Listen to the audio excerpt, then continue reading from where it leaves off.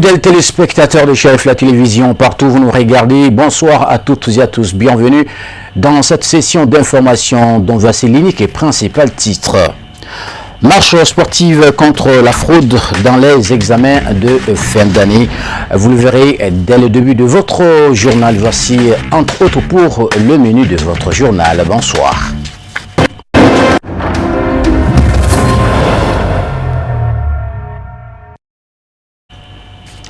Ravi de vous retrouver en ce samedi 9 mai 2026. Je vous annonçais dans les titres, le ministère de l'Éducation nationale a organisé une marche sportive contre la fraude dans les examens de fin d'année. L'initiative qui a mobilisé les acteurs de l'éducation malienne vise à instaurer une plus grande transparence dans les prochaines sessions. L'activité s'est tenue ce samedi 9 mai 2026 au stade Mamadou Konaté de Bamako. On fait le point avec Al-Hamidou Badini. Une fois n'est pas coutume, c'est pourquoi le ministère de l'Éducation nationale inscrit désormais cette marche collective dans son agenda. L'objectif est clair, lutter contre la fraude aux examens de fin d'année. La montée des couleurs accompagnée de l'hymne national entonné en chœur et le ministre de l'Éducation entouré de 4 autres membres du gouvernement de donner le ton de la mobilisation. Aux agissements d'un certain nombre d'égarés qui essaient de perturber les examens, nous nous sommes dit qu'il ne faut pas oublier que les rassemblements de veille des examens payent. Cette plus-value donc, il faut la mettre au service de l'école. L'école a besoin qu'on la soutienne, nos enfants ont besoin d'être protégés, l'espace scolaire a besoin d'être protégé contre tout ce qui est manipulation. C'est une grande signification. Le sport, ça réunit les gens. Il n'y a pas de distinction là-dessus. Je crois que le ministre de l'Éducation, il a vu très juste. C'est vraiment un des cadres qui peut réunir tout le monde, tous les secteurs, tous les âges aussi, bien entendu. Et aujourd'hui, nous sommes là pour dire non à la fraude. Et pour dire aux jeunes, aïe copier l'IDABLA, non à la fraude. Voilà. Membres du CNT, acteurs de l'éducation, parents d'élèves et élèves, tous d'une même voix ont invité à la tenue d'examens propres avec à la clé des résultats sous le sceau du mérite. Ce matin, nous avons assisté, monsieur le ministre, pour la marche sportive contre les fraudes à l'examen. Donc nous sommes venus vraiment pour montrer à l'opinion nationale et interne que la fraude, ce n'est pas bon à l'examen. Les enfants doivent vraiment compter sur eux-mêmes. Donc c'est pourquoi nous sommes là aujourd'hui avec les enfants pour les montrer que chacun peut évoluer en sa manière et le mérite est mieux que les fraudes. Donc c'est pourquoi nous sommes là aujourd'hui pour soutenir vraiment le ministère. Mais déjà, je remercie vraiment le ministère pour cette organisation.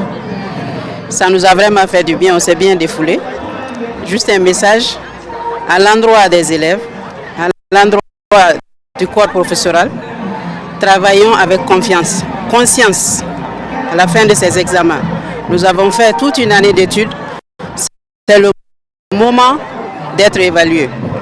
Donc, tâchons vraiment de travailler dans la transparence, dans le sérieux, que tout se passe bien. Et surtout, courage aux enfants, que chacun compte sur ses propres efforts. Et un message surtout à l'endroit du corps professoral. Laissons les enfants s'affirmer par leurs propres efforts. C'est très important. Laissons-les s'affirmer par leurs propres efforts. Et c'est là qu'on pourra faire de bons ministres, de bons docteurs, de bons... tout ce qu'on veut, de tout ce qu'il y a de bon. Mais tant que le propre effort, son propre effort n'est pas là, il n'y a rien de bon. En ce qui les concerne, les élèves s'engagent à relever ce défi de la transparence. L'assurance qu'on a donnée aux autorités maliennes, c'est que nous allons faire de notre mieux pour relever ce défi et nous concentrer sur les études pour que nous soyons l'espoir de demain et prendre notre pays en bonne marche et arrêter la fraude. Dire non à la fraude, c'est tout. Nous encourageons les autorités pour continuer cette marche et encourager nos frères de demain à faire comme nous. Bonne chance à tous les candidats aux différents examens de fin d'année. Autre actualité dans ce journal, cérémonie de sortie des auditeurs des 6e, 7e et 8e promotions de l'Association pour la formation et la culture islamique, en abrégé AFSI, baptisée Feu Ganglé Traoré. Cette cérémonie s'est tenue ce samedi 9 mai 2026 à l'Amaldem de Taliko, en commune 4 du district de Bamako. C'était en présence des autorités locales, des parents ainsi que des représentants de la famille du regretté Ganglé et Traoré. Le reportage est signé Tinenia Traoré, Abdoulaye Sogodogo. La lecture du Saint-Coran par Mohamed Tellier a ouvert cette cérémonie, mettant en l'honneur l'identité des sortants de l'AFSI et plus largement celle de la communauté musulmane. Donc, nos objectifs sont entre autres apprendre le Saint-Coran aux fidèles musulmans, faire comprendre, n'est-ce pas, les 5 piliers de l'islam aux musulmans. Donc voilà, essentiellement ce sont ces objectifs principaux, n'est-ce pas, de l'association.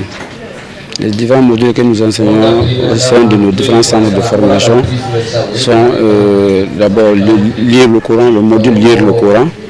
Il s'agit d'apprendre, n'est-ce pas, d'enseigner aux fidèles musulmans, femmes et hommes, n'est-ce pas, comment lire le Coran, avec notamment le tajwid, et ensuite le module comprendre l'islam, et notamment qui porte sur les 5 piliers de l'islam, donc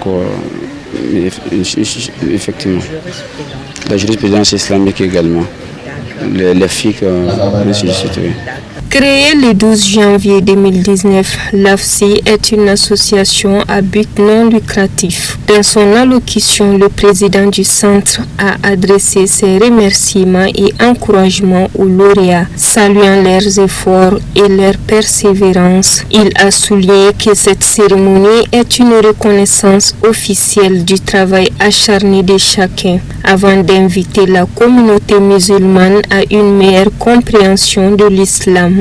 La promotion qui sort aujourd'hui compte 43 auditeurs, 43 personnes.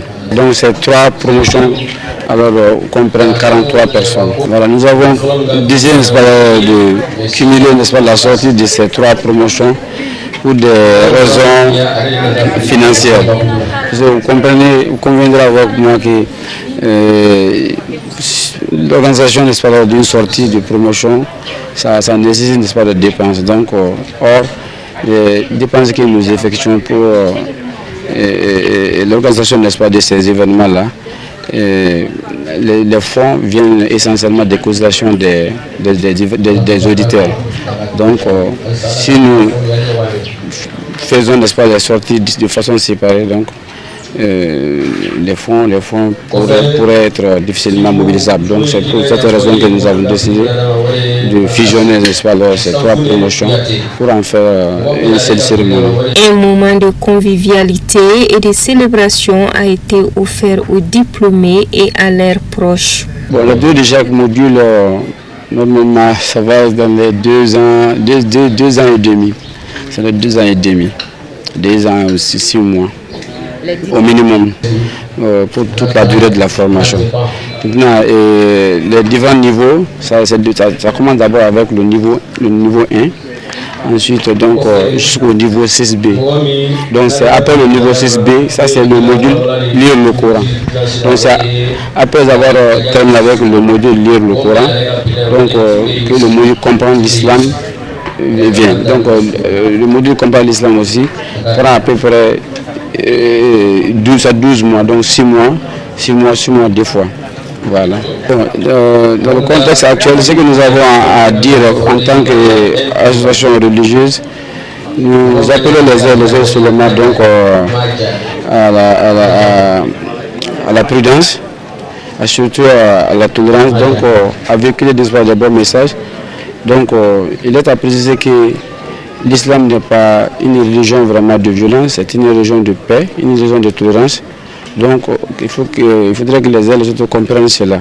Donc c'est pour quand même dans nos centres là, nous ne manquons pas de prodiguer, n'est-ce pas, des conseils, bien entendu aux différents auditeurs, n'est-ce pas, qui passent dans nos centres là. Donc il est temps aujourd'hui que nous donnons la main vraiment pour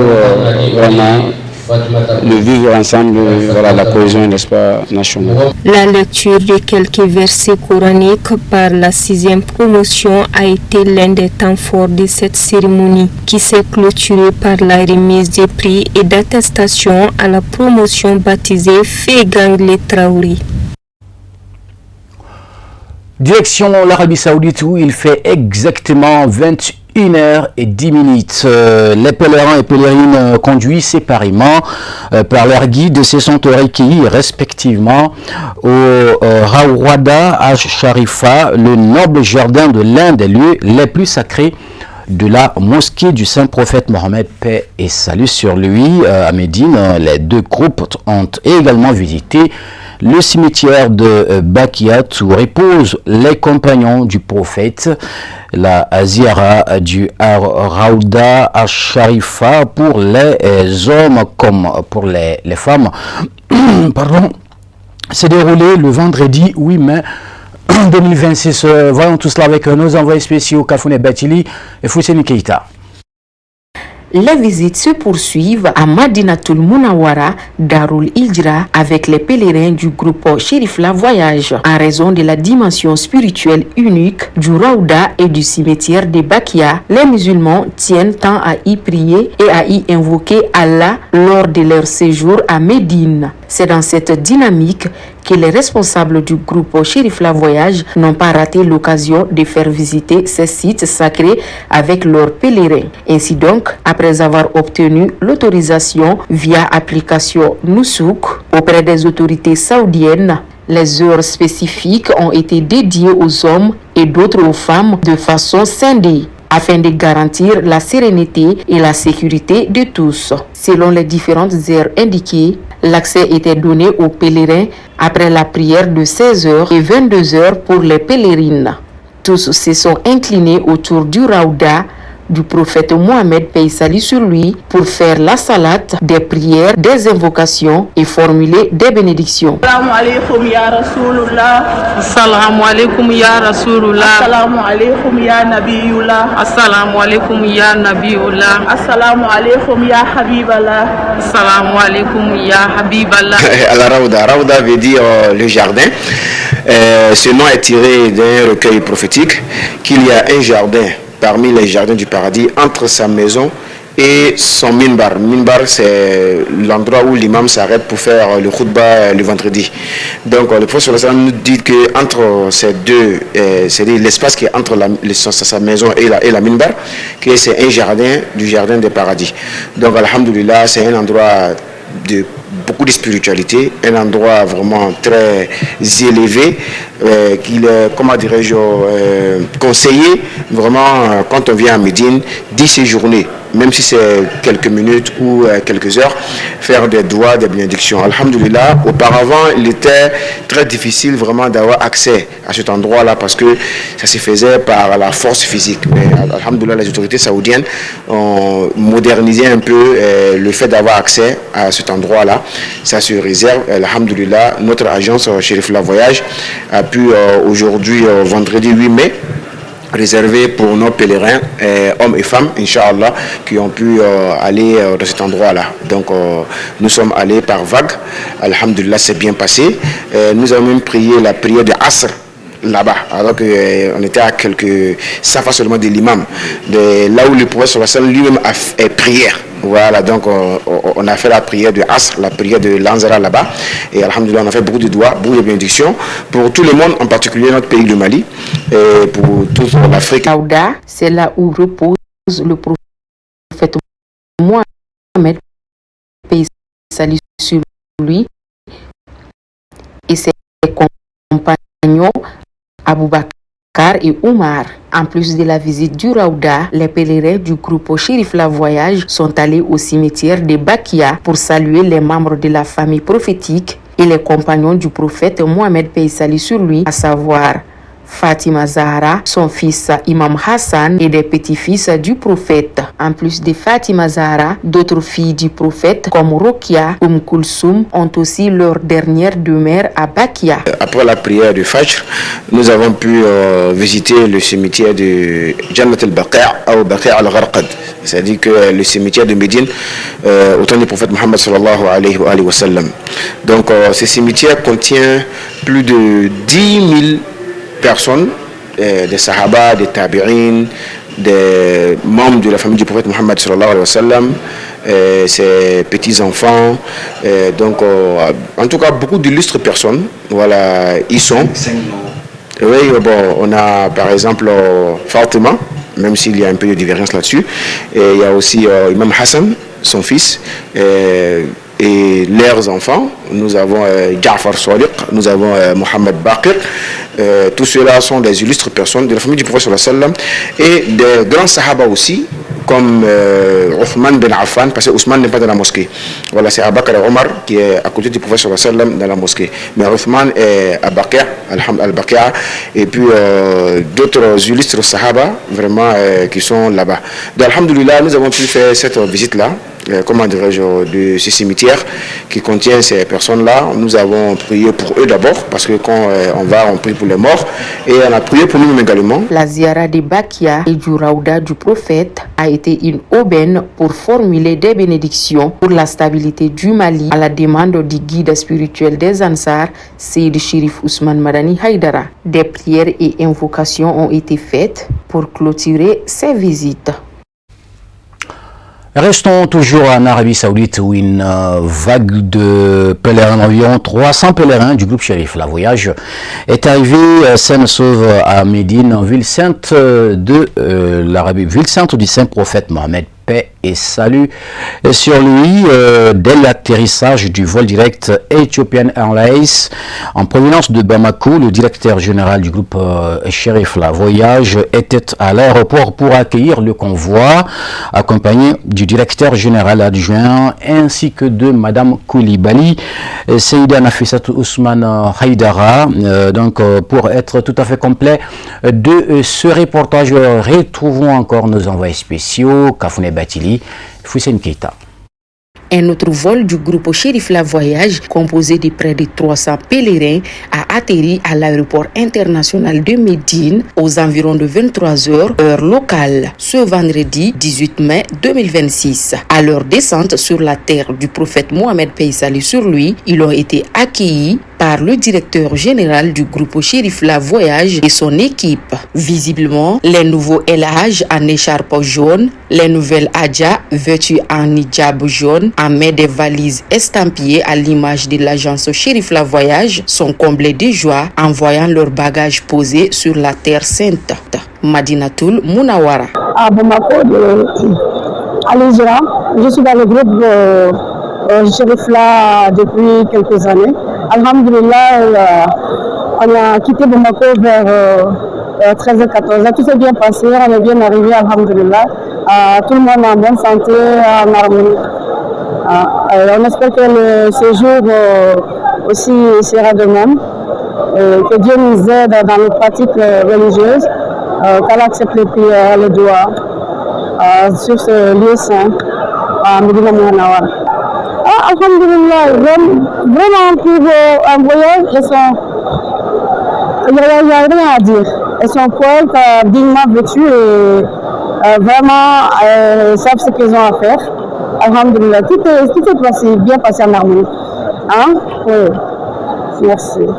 Après les protocoles à l'aéroport, les pèlerins ont été conduits à l'hôtel Golden Manazil Fala, situé à 0 pas de la mosquée sainte du prophète Mohamed paix salut sur lui. Et c'est là que les pèlerins du groupe Chérif La Voyage sont hébergés tout au long du séjour de Médine. Une fois à l'hôtel, les repas des pèlerins seront servis avant de les remettre les clés de leurs chambres respectives. Après une bonne sieste, les nouveaux pèlerins ont été accompagnés dans la mosquée sainte du prophète Mohammed, paix et salut sur lui, pour les premières prières à Médine. Là donc, bon séjour à nos envoyés spéciaux ainsi qu'aux pèlerins et aux pèlerines. Sans transition, nous vous proposons le tour du monde de l'actualité internationale. C'est en plus bref et en image commenté par Moussa Fomba.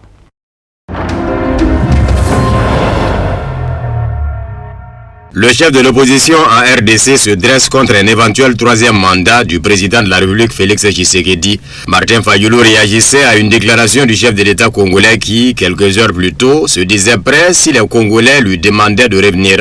M. Fayulu déclare que Félix Tshisekedi veut s'accrocher au pouvoir en défiant le peuple congolais.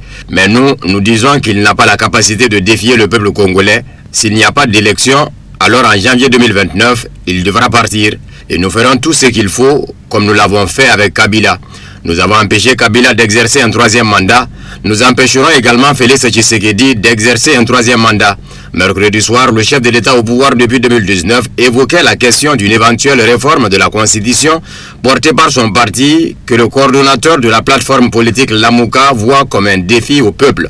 Il semble que la guerre dans l'Est du pays soit délibérément entretenue. Il laisse la guerre se poursuivre.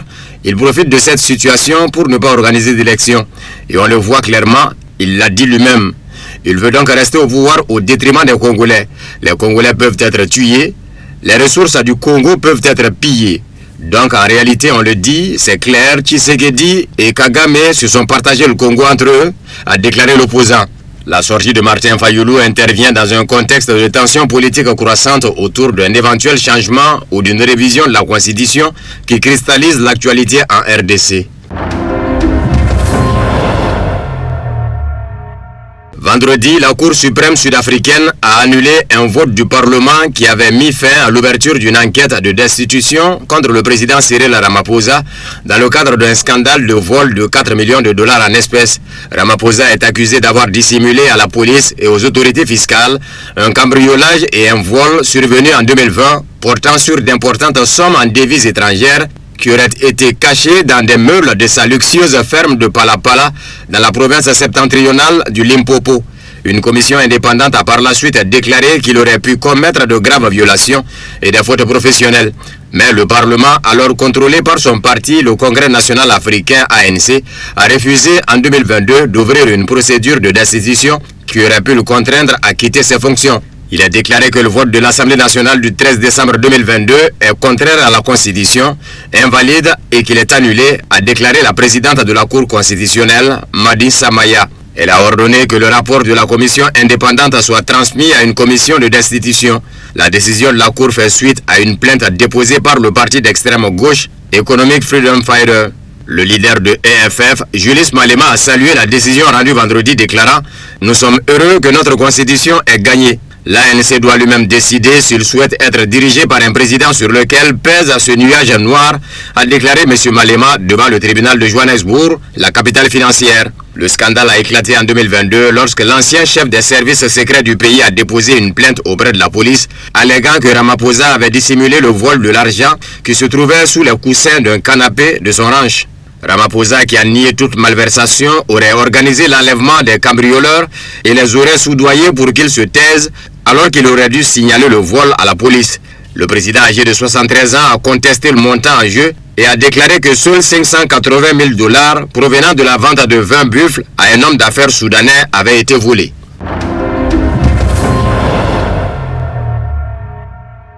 L'armée iranienne ripostera à toute action des États-Unis visant à imposer un blocus naval à la République islamique, a déclaré le député iranien Ali Hazarian. Désormais, toute action des États-Unis impliquant un blocus naval entraînera une riposte militaire de l'Iran, a-t-il déclaré, selon l'agence de presse Fars. Il a recommandé à Washington de doter ses destroyers de plus de navires auxiliaires afin de secourir leurs équipages après une attaque des forces iraniennes. Une nouvelle escalade des tensions s'est produite dans la région du Golfe le 7 mai en fin de journée, lorsque les États-Unis et l'Iran ont échangé des frappes. Selon la télévision d'État iranienne, cette escalade a été déclenchée par une attaque américaine contre un pétrolier iranien, suivie d'une riposte iranienne contre 3 destroyers américains près du détroit d'Ormuz.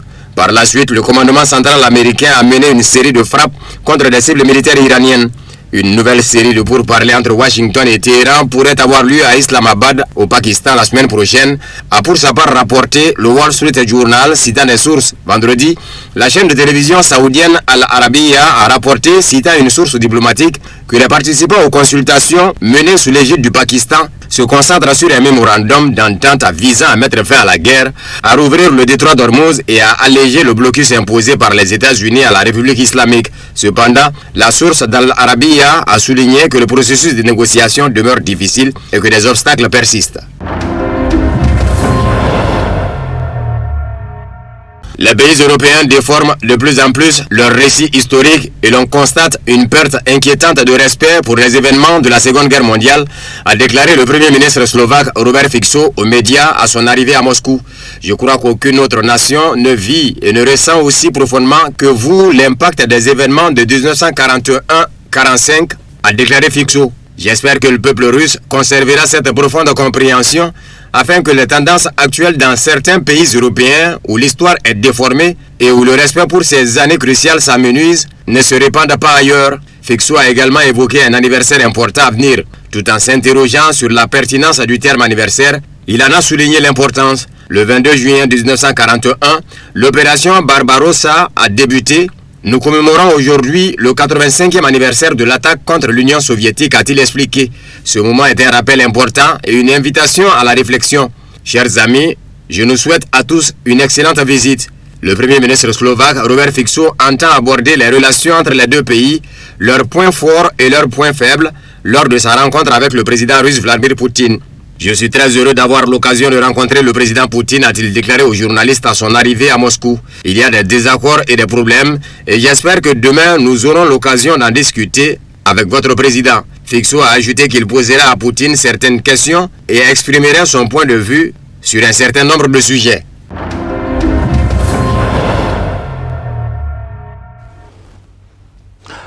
Aujourd'hui, avant de refermer ce journal, voici cette page noire. Le monde religieux malien est en deuil par la disparition du grand prêcheur international Mamadou Doumbia. Donc, il fut également chevalier de l'ordre national. Son décès a été annoncé ce mercredi 6 mai 2026 à l'âge de 75 ans à l'hôpital Mère Enfant le Luxembourg de Bamako. Le regretté prêcheur est né en 1951 à Kimibougoula dans la région de Bougouni. Il laisse derrière lui 4 épouses et 27 enfants. Ses obsèques ont eu lieu ce vendredi 8 mai 2026 dans sa famille, 6 au quartier Nyamakoro en commune 6 du district de Bamako. Reportage Penda Kone et Boubacar Traoré. Une vive émotion régnait au quartier Nyamakoro suite à l'annonce du décès du grand prêcheur international Mamadou Doumbia, survenu le mercredi 6 mai 2026 à l'âge de 75 ans. Figure respectée du monde religieux, il s'est éteint à l'hôpital Mère Enfant le Luxembourg de Bamako, laissant derrière lui une communauté de fidèles profondément attristée.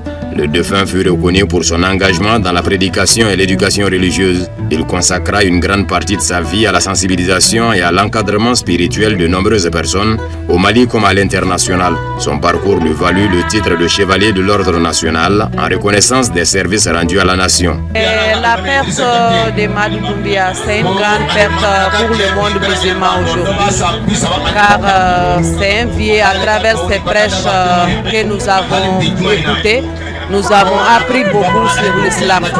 Vraiment, nous prions le bon Dieu de l'accueillir dans son vaste paradis.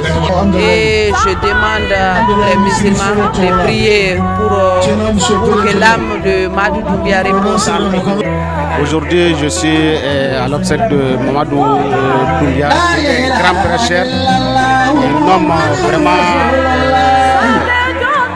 J'ai pas de mots aujourd'hui, vraiment, j'ai pas de mots aujourd'hui. Bon, on a fait beaucoup de choses ensemble de 1995 jusqu'à maintenant. Vraiment, j'ai pas de mots aujourd'hui, quoi, sans mentir, j'ai pas de mots aujourd'hui. Dans la famille du défunt, les témoignages.